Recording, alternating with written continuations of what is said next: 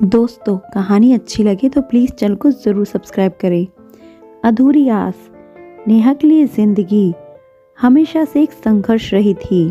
बचपन में ही माता पिता की परछाई से दूर उसने अनाथ आश्रम की दीवारों के भीतर ही खुद को ढाल लिया था।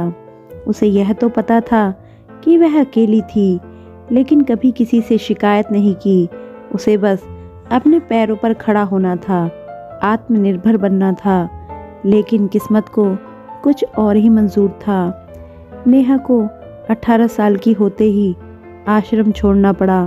वह सोच ही रही थी कि आगे क्या करेगी। तभी मालती देवी नाम की एक अधेड़ उम्र की महिला ने उससे मिलकर कहा, बेटा, हम तुम्हें अपनी बहू बनाना चाहते हैं। मेरा बेटा रवि तुमसे शादी करना चाहता है। तुम्हें एक अच्छा परिवार मिल जाएगा।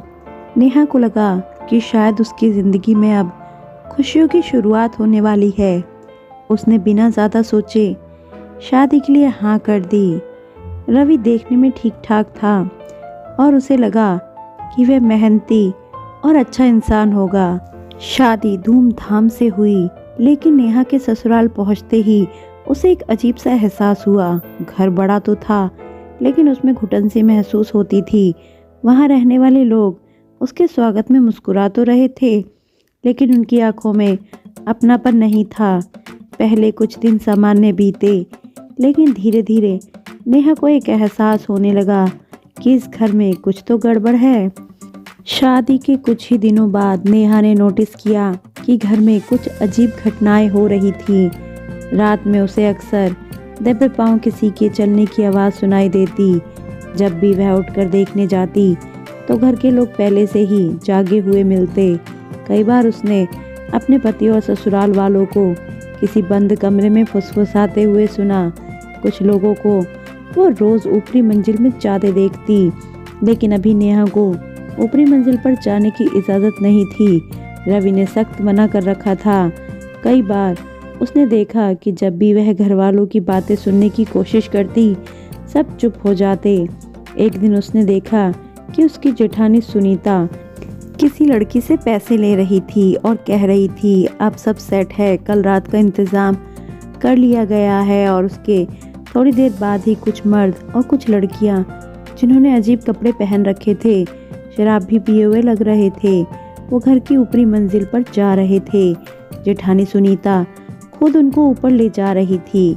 उस समय तो नेहा कुछ नहीं बोली, लेकिन जब बाद में उसकी जेठानी उसको मिली, तब उसने अपनी जेठानी से पूछा, दीदी ये सब कौन थे? तब सुनीता ने जवाब दिया, ये लोग ज़िंदगी के मज़े लेने आए थे, वही ले रहे, टेंशन मत लो, धीरे धीरे तुम्हें सब समझ जाओगी। नेहा को कुछ भी समझ में नहीं आया, लेकिन जब उसने रवि से इस बारे में पूछा तो वह टाल गया। शादी के बाद रवि बहुत बदल गया था। वह पहले से ही ज़्यादा चिड़चिड़ा और रूखा हो गया था। अब वह ना तो नेहा से ठीक से बात करता, ना ही उसके साथ समय बिताता, बल्कि वह उसे हर समय घर में बंद रखने की कोशिश करता। एक दिन नेहा ने उससे बाहर जाने की इजाज़त मांगी तो उसने गुस्से से कहा, तुम्हें बाहर जाने की कोई ज़रूरत नहीं, जितना कह रहा हूँ उतना करो। अब नेहा को सच में डर लगने लगा था। एक रात नेहा अचानक उठी तो उसने देखा कि रवि अपने बड़े भाई विजय के साथ फ़ोन पर किसी से बात कर रहा था।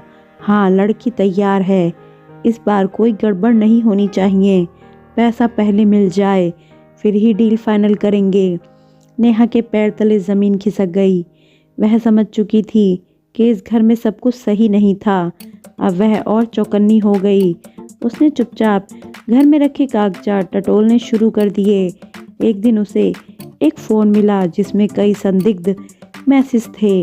कल रात होटल में आ जाना, लड़की भेज रहे हैं, नेहा को तैयार कर लो, अब और देर मत करो।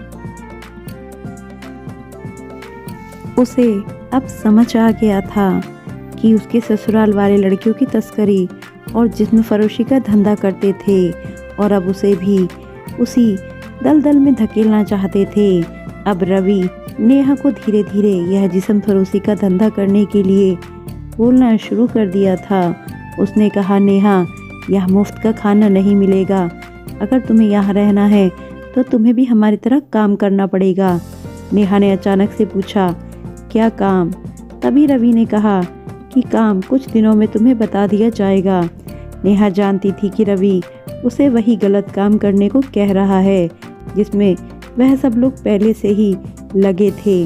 नेहा ने उसे समय तो कुछ नहीं कहा, लेकिन फिर उसने सोचा कि इस दलदल में गिरने से पहले ही क्यों ना मैं कोई ऐसा रास्ता निकालूं जिससे मैं अपने आप को बचा सकूं। नेहा ने हिम्मत नहीं हारी। उसने सबूत इकट्ठा करने शुरू कर दिए। उसने घर में लगे फ़ोन रिकॉर्ड किए और बातचीत सुनकर सब कुछ अपने दिमाग में बिठा लिया। एक दिन जब घर के सारे लोग बाहर थे और कुछ अनजान मर्द कुछ लड़कियों को लेकर घर के ऊपरी हिस्से में गए, तब नेहा समझ गई कि कुछ तो गड़बड़ है। वो छुप गई। थोड़ी देर बाद वो आदमी चले गए, लेकिन लड़कियां उनके साथ नहीं थी। नेहा फौरन ऊपर गई। उसने देखा कमरे में कुछ लड़कियां बंद थी। अब वो समझ गई थी ऊपर यही काला धंधा होता है। उसने पुलिस को तुरंत फ़ोन किया और सब कुछ बता दिया। कुछ ही घंटों में पुलिस आ गई और उसके ससुराल वालों को रंगे हाथों पकड़ लिया। उनके खिलाफ ठोस सबूत थे और उन्हें जेल भेज दिया गया। नेहा को अब अपनी ज़िंदगी की राह मिल गई थी। उसने अपने अतीत से सबक लिया और ठान लिया कि वह उन लड़कियों की मदद करेगी जो ऐसे दलदल में फंसाई जाती हैं।